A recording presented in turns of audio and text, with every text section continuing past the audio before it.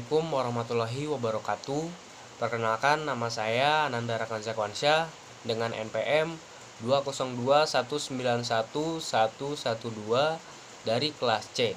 Di sini saya akan mempresentasikan hasil dari makalah saya mengenai perkembangan peserta didik yang berjudul Belajar.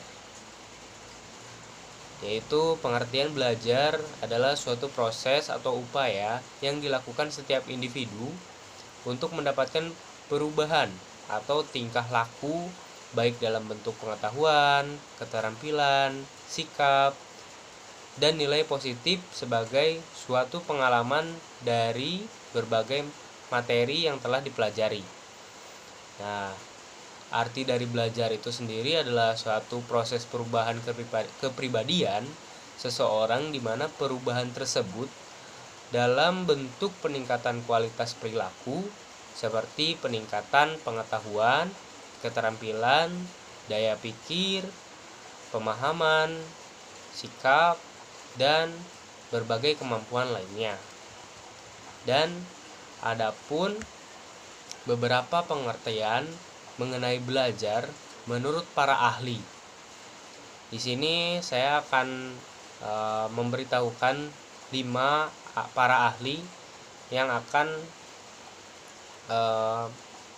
memberikan pengertiannya masing-masing. Dari mulai M. Sobri Sutikno. Menurut M. Robi Sutikno, pengertian belajar adalah proses usaha yang dilakukan seseorang untuk mendapatkan suatu perubahan yang baru dan hasil pengalamannya sendiri dalam interaksi di lingkungannya. Dalam hal ini, perubahan adalah suatu yang dilakukan secara sadar atau disengaja. Seperti itu, yang bertujuan untuk memperoleh suatu yang lebih baik dari sebelumnya. Dan adapun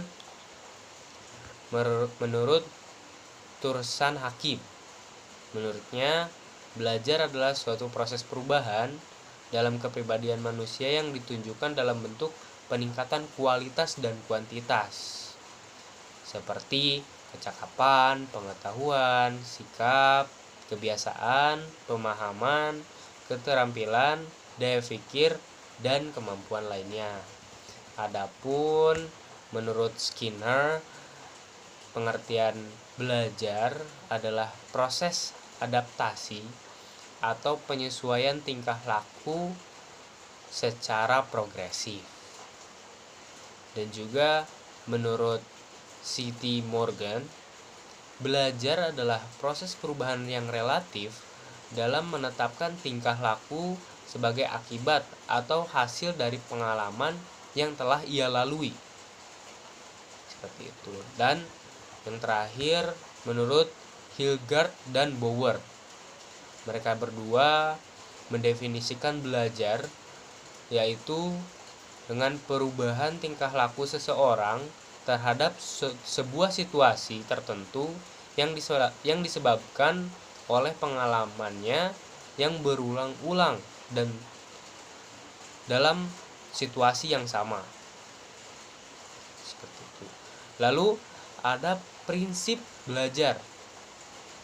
Prinsip belajar ini adalah landasan berpikir, landasan berpijak, dan sumber motivasi agar proses belajar mengajar dapat berjalan dengan baik antara pendidik dengan peserta didik.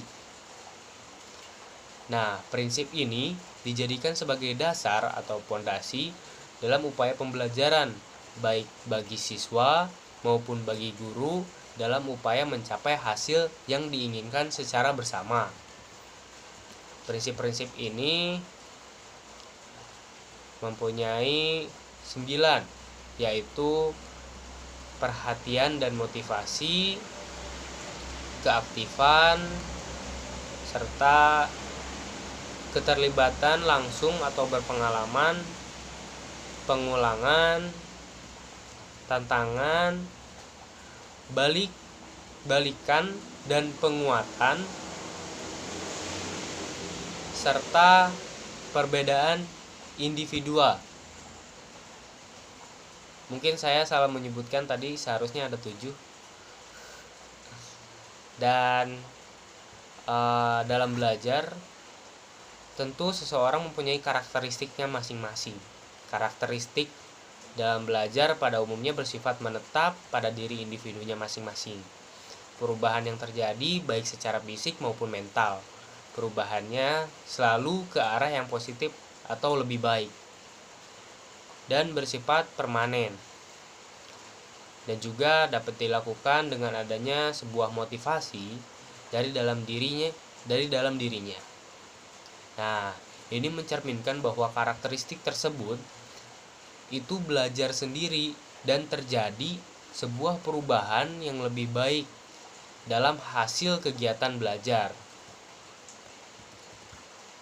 Nah, belajar dapat dikatakan memiliki ciri-ciri, yaitu dikemukakan oleh Dimyanti dan Mujiono. Mempunyai 9 unsur, yaitu unsur pelaku, tujuan, proses, tempat, lama waktu, dan syarat terjadi, serta keberhasilan, faedah, dan hasil.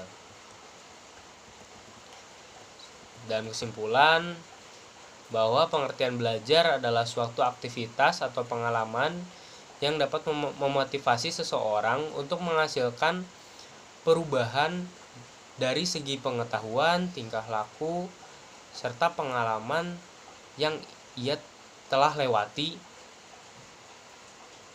dalam proses pembelajarannya.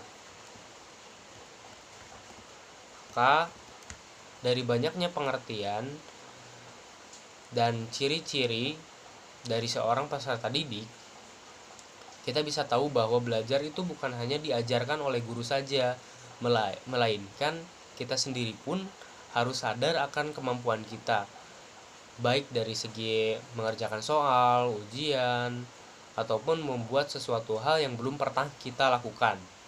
Dan semua itu dimulai dari kemauan kita, baik dari pengalaman atau apapun itu. Demikian dari presentasi saya. Mohon maaf apabila ada kesalahan. Wassalamualaikum warahmatullahi wabarakatuh.